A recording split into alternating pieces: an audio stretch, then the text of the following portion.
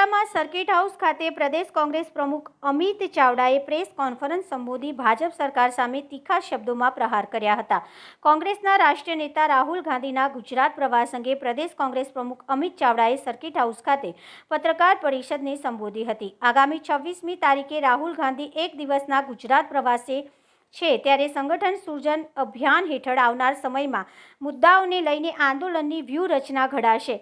Mission 2027નો road map નક્કી કરશે। તારીખ 26, 27 અને 28મી તારીખે આણંદમાં નિજાનંદ ફાર્મ ખાતે કોંગ્રેસની શિબિર યોજાશે, જેમાં રાહુલ ગાંધી 26મી સવારે વડોદરા એરપોર્ટથી આણંદ પહોંચશે, જે શિબિરમાં રાહુલ ગાંધી કોંગ્રેસ કાર્યકરોને માર્ગદર્શન આપશે। વધુમાં અમિત ચાવડાએ જણાવ્યું હતું કે અમૂલ સહિતના દૂધ સંઘોમાં રોજ ભ્રષ્ટાચારની ફરિયાદો આવી રહી છે। આજે સભાસદો પોતાના અધિકાર કે ભ્રષ્ટાચારની વાત કરે છે તો સરકાર કાર્યવાહી કરે છે। વડોદરા, આણંદ, સાબરકાંઠા, મહેસાણામાં દૂધ સંઘોમાં આંદોલન કરશે। દૂધ સંઘોના ભ્રષ્ટાચાર સામે રાજ્યમાં કોંગ્રેસ અવાજ ઉઠાવશે। તમામ સંઘના સભાસદો અને પશુપાલકો સાથે રાહુલ ગાંધી સંવાદ કરશે। રાહુલ ગાંધીના પ્રવાસને લઈને જ આજે વડોદરામાં બેઠક બોલાવી છે। મેન્ડેટ ને કારણે ભાજપે સહકારી સંસ્થાઓના ભાજપે રાજકારણ ઘુસાડ્યું છે। ભાજપમાં દિલીપ સંઘાણીના નિવેદનને લઈને અમિત ચાવડાએ જણાવ્યું કે દિલીપ સંઘાણી હાસ્યમાં ધકેલાઈ ગયા છે અને આવા નિવેદનો કરીને ચમકવાનો પ્રયત્ન કરી રહ્યા છે। પ્રદેશ પ્રમુખ નક્કી કરવા અંગે પ્રશ્ન અમારો વ્યક્તિગત મામલો છે। પુલ તૂટવાને કારણે લોકોને સરકાર પરનો વિશ્વાસ તૂટી ગયો છે। રાજ્યના ભય, ભૂખ અને ભ્રષ્ટાચાર અને કમિશનના શાસનને ખુલ્લા પાડવાનું કામ કોંગ્રેસ કરશે। અને લોકશાહીના એક ચોથા આધાર સ્તંભ તરીકે હંમેશા પ્રજાના અવાજને બુલંદ કર્યો છે। આજે ખાસ તમને જણાવવું છે કે સંગઠન સૃજન અભિયાન કે કોંગ્રેસ પક્ષના સંગઠનની સમીક્ષા કરી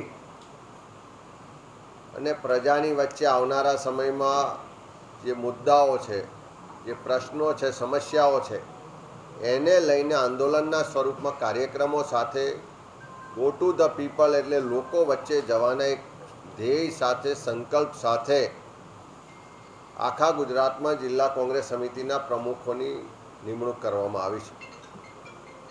જિલ્લા કોંગ્રેસ સમિતિના પ્રમુખની પસંદગીની આખી પ્રક્રિયાના પણ તમે સૌ સાક્ષી રહ્યા છો અને આવનારા સમયનો મિશન 2027નો એક રોડમેપ નક્કી થાય। ગુજરાતની પ્રજાના જે પ્રશ્નો છે, સરકારનો ગેરવહીવટ છે, ભ્રષ્ટાચાર છે, અધિકારી રાજ છે, કમિશન રાજ છે, એમાંથી લોકોના અવાજને કેવી રીતે બુલંદ કરી શકાય, એ બધા જ મુદ્દાઓ પર વિસ્તૃત ચર્ચા થઈને એક રોડમેપ નક્કી કરવા માટે પ્રદેશ કોંગ્રેસ સમિતિ દ્વારા નવનિયુક્ત જિલ્લા કોંગ્રેસ સમિતિના પ્રમુખની 3 દિવસની પ્રશિક્ષણ શિબિરનું આયોજન કરવામાં આવ્યું છે।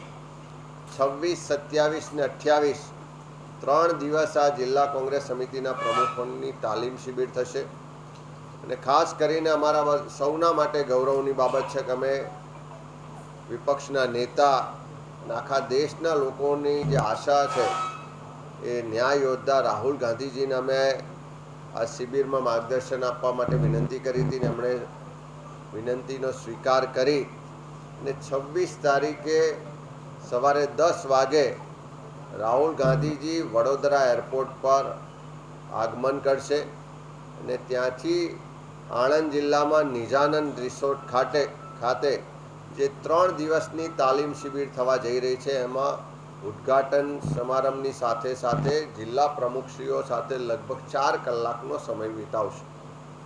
આ 4 કલાકના સમય દ્વારા આવનારા સમયમાં ગુજરાતના લોકો માટે જે કટિબદ્ધતા છે, જે વિઝન છે, એ પણ રાહુલજી જિલ્લા કોંગ્રેસ સમિતિના પ્રમુખશ્રીઓને માર્ગદર્શન કરીને આવનારા દિવસોમાં જમીન પર એ કાર્યક્રમો સાથે આગળ વધશે।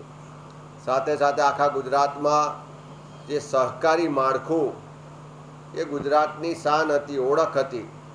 આખા દેશને સહકારી માળખાનું જો નેતૃત્વ અને એક દિશા આપી હોય તો ગુજરાતે આપી છે। સરદાર સાહેબથી લઈને ત્રિભુવનદાસથી લઈને કુરિયન સાહેબ સુધીના અનેક લોકોએ આ સહકારી માળખાને ખૂબ પારદર્શક રીતે પ્રમાણિકતાથી પ્રસ્થાપિત પણ કર્યું અને એના દ્વારા આજે ગુજરાતમાં લાખો પરિવારના ઘર ચાલે છે। ખાસ કરીને ગુજરાતમાં જે શ્વેત ક્રાંતિ થઈ, જે અમૂલ પેટર્નથી આખા વિશ્વમાં આજે નામના મેળવી છે, એવા દૂધ સંઘોમાં રોજબરોજ ભ્રષ્ટાચારની ફરિયાદો રજૂઆત આપણે સૌએ જોઈ છે. જે દૂધ ઉત્પાદકો પરસેવો પાડે છે, મહેનત કરે છે, દૂધ ઉત્પાદન કરીને ડેરીમાં જમા કરાવે છે, અને એ જે દૂધ સંઘો છે, સહકારી જે માળખું છે, એ મુજબ એ દૂધ સંઘોના માલિક બીજું કોઈ નહીં પણ એ સભાસદો એના માલિક છે. પણ આજે જ્યારે સભાસદો પોતાના અધિકારની વાત કરવા જાય, ભ્રષ્ટાચારની વાત કરવા જાય, નોકરીઓમાં જે ભ્રષ્ટાચાર થાય છે, લાખો રૂપિયા નોકરીમાં લેવાય છે, જે સંચાલકો છે તેમના મળતિયાઓ એના કોન્ટ્રાક્ટમાં કરોડો રૂપિયાના કમિશન ખાય છે, એની મશીનરી કે નવા પ્લાન્ટ કે નવી જમીનો ખરીદવામાં મોટા કૌભાંડો બહાર આવી રહ્યા છે. તમે સૌએ જોયું હશે કે વડોદરા દૂધ સંઘ સામે પણ આંદોલન ચાલે છે, આણંદ દૂધ સંઘ સામે પણ આંદોલન ચાલે છે, હમણાં જ સાબરકાંઠા, મહેસાણા દરેક જગ્યાએ આજે સભાસદો પોતાનો હક માગી રહ્યા છે, ભ્રષ્ટાચાર સામે ખુલ્લે આમ આંદોલન કહીને રસ્તા પર ઉતરી રહ્યા છે. એવા સંજોગોમાં સાબરકાંઠામાં આવી જ એક રજૂઆત દરમિયાન અશોકભાઈ ચૌધરી જેવા એક પશુપાલક શહીદ પણ થયા.